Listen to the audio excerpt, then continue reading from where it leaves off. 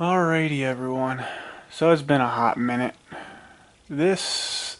I'm pretty much doing a plan video, or sort of an update. I don't know how you would want to put it, but I'm just going to go over my plan with this thing, which I've gone over in my head and on paper numerous different times, to hopefully give you a good idea on how I'm doing this, because I want to do this in a way that I don't put so much money into this and not have a running and driving vehicle.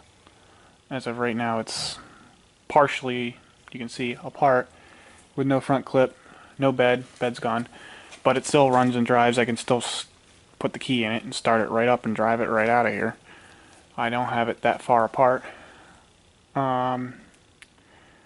But the whole point of this video is just basically go over my plan. I went over this plan numerous times, and for time reasons, money, and overall just don't want this thing to turn into a project that never gets finished and never driven, and you put about $20,000 into it and you got nothing. I'm doing this very methodically, I guess you would call it. So with that said, I ordered the front suspension on this roughly 2 months ago, and it's still being built, and with the way the world's going right now, I don't know when I'll get it, hopefully in a month. But I haven't really torn it that much further down, because for one, I don't know what I'm going to keep and what I'm going to ditch. There's a lot I'm going to ditch, but I want to use every piece I have to my full advantage to get what I want without spending too stupid amount of money. Like right off the bat, I spent $3,000 for the truck, sold the bed for $500. So basically the truck's, I guess you'd say I bought it for $2,500, and then I just spent $6,000 for the front suspension.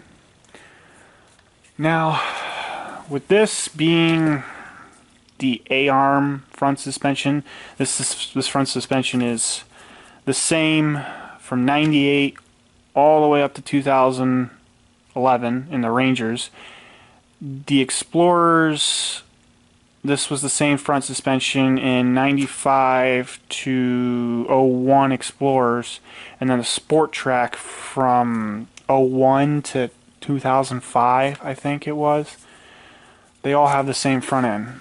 And what I mean by that, A-arms, four-wheel drive pumpkin, torsion bar, this is a universal front end between all of them vehicles, and the Mercury sister vehicles of the Explorer and whatnot have you. There are two different companies that make different versions of a front suspension system you can get for these trucks. One's more, I guess you could call, complete. There's no real custom work you need doing to it. You can put it on and be fine. There's one that's it's half built together, half you need to make custom for, which for the money, it depends. There's advantages and disadvantages. The one was from like BTF suspension. It was basically you ditch the whole knuckle, A-arms, everything. All you do is you keep the same points down here, but everything from the lower control arm to the knuckle to the axle shaft that goes into the Dana 35, I believe it's low pinion IFS pumpkin, gets chucked and ditched. Inner outer tie rods, you ditch them as well. That system, basically you just get A-arms and the knuckle, and you use, I forget what parts off of, I think, either a Ford or a Chevy to make lockouts, Dana 44 lockouts onto the axle shaft that goes into the Dana 35 IFS front suspension. That was a race kit, and that was roughly $6,000, but that didn't come with shocks. That was half custom. Yes, it would be much stronger and you could go up to 37s, but I don't really want to do much custom work to this truck as of this point, because I do not have the tools nor the skills at this point in time. So I kind of just ruled that one out, and also I'm keeping the stock 4-liter for the time being, just because it runs, it works. I have a whole plan with the 4-liter just to play around with it. That might be later in the video or another video, don't know. The I think, I can't remember, it was BT something fabrication, probably BTF fabrication. That one was pricey and also a lot of custom work, and I would go way out of budget using that.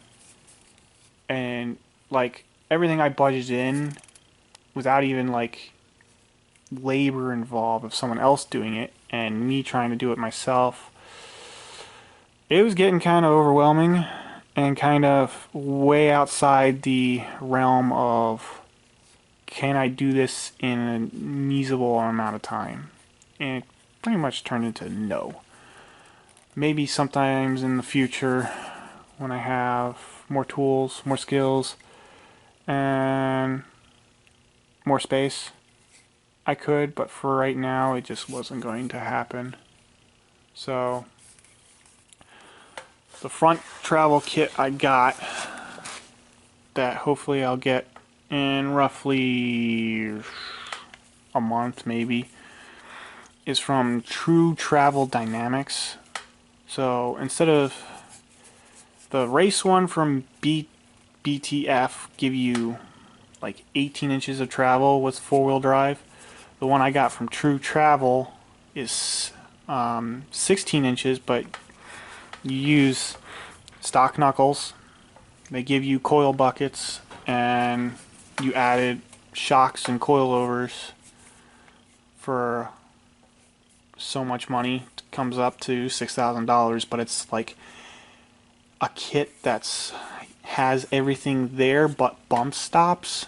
It's the only thing that the kits I'm getting do not come with. There's no bump stops, which I might do in the future, but for the time being, I'm just not gonna jump it or do stupid shit with this thing to the point where I hurt me or hurt the truck. Just do it in moderation and very I don't even know the word, like smart, I guess. So as you can see, there's no front end on the thing. The fenders, the front clip, the bumper, they're all off.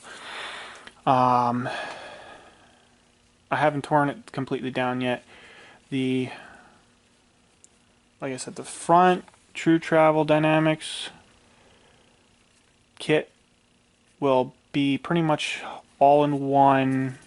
Don't really need much custom stuff. They give you brake lines, they said, because I've asked a bunch of questions. Basically from the A-arms out, other than the knuckle, everything gets replaced, including that shock coil bucket, wherever you want to call it, the shock bucket. You have to cut that out because their shock bucket goes in there. Other than that, you just keep the knuckle, the lockouts, all that, and they give you custom axle shafts.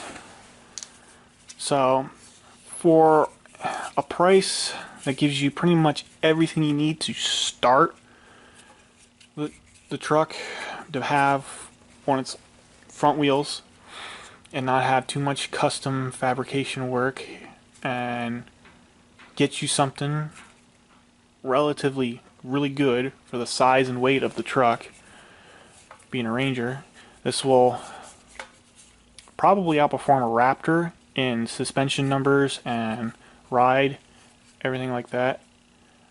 But power-wise, it's going to be pathetic for the time being. But that's pretty much the front suspension on this. As you can see, it's just there's no inner fender well. There's just no front clip. I did put this trans cooler on there because the stock trans cooler is just not big enough. This might still not be big enough trans cooler because how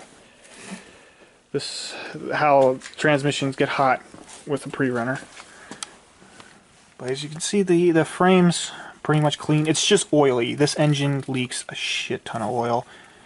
It pretty much needs to be resealed because every seal on this truck, almost anything rubber on this is dry rotted, probably because this truck came from Florida. Like, it's sun bleached, like the roof sun bleached. The hood, sort of. So, but as you can see, it's pretty clear. So the other thing is with the front here, the True Travel Dynamics, is that the 98 trucks came with actual lockouts. You can't see them under these covers. It still has the auto lockouts on there. This truck had the lockouts, whereas late 99 and all the way up, they went to no lockouts. It was just a live front end all the time. That's where, if you wonder, the vacuum solenoid there, right there, has vacuum lines. Like, I already cut them out. I might put new vacuum lines in for running auto hubs or just go to the manuals, but the kit requires you to have the knuckles with the lockouts, not the live ones all the time.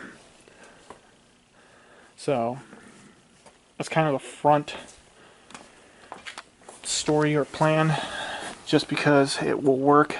Because I wanted to do full cage and everything, but it's just, I don't have the money for that right now, so I'm just gonna not be an idiot driving it and be just smart about it and not jump it for the time being until I put a cage in it. Because the back, as you can see, there is no bed. Sold the bed. Thought about cutting up the bed to house what I was going to get, what I'm going to get. But the thing is, up here in Michigan, you can sell the bed for money because rust. As you see, the frames got surface rust on it. Nothing's rotted out. Nothing's rotted out at all. The cab's perfectly spotless. Even that's the stock original exhaust. But for the suspension back here, going to run a, was it Giant Motorsports DDL, Daily Driver Link System. I'm not even going leafs. Right off the bat, I'm not even going leafs. I'm so sick and tired of leaf springs.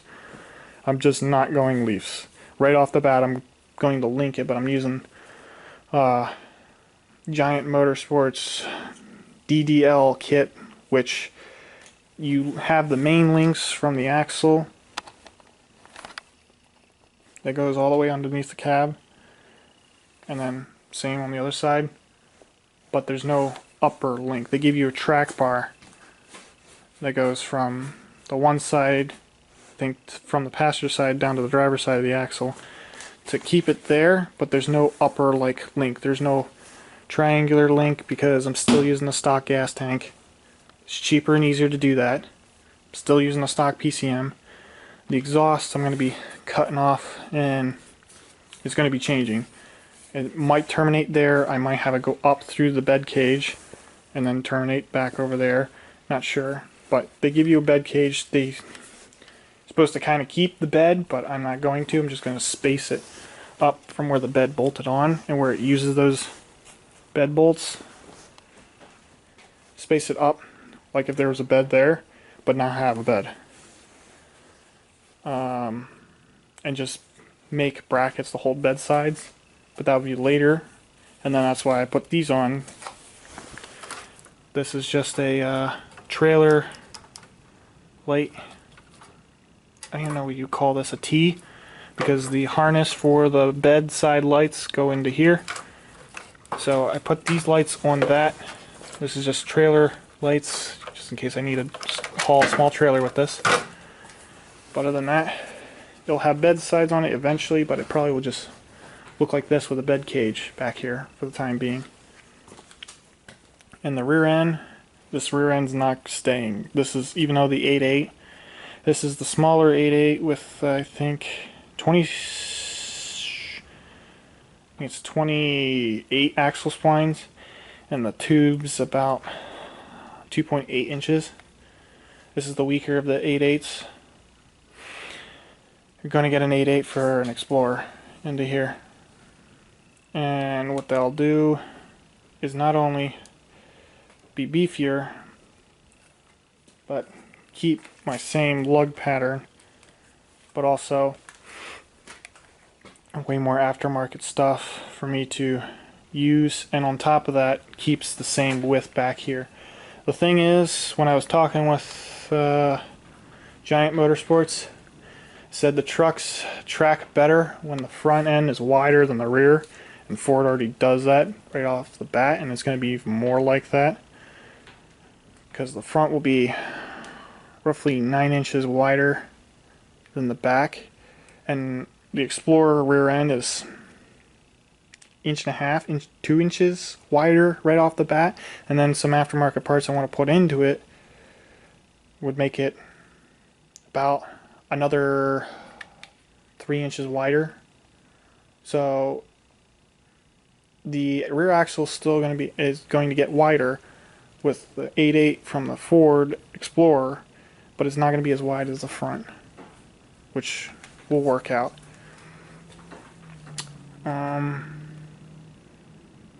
That's pretty much it for the back. I just don't want to deal with leafs.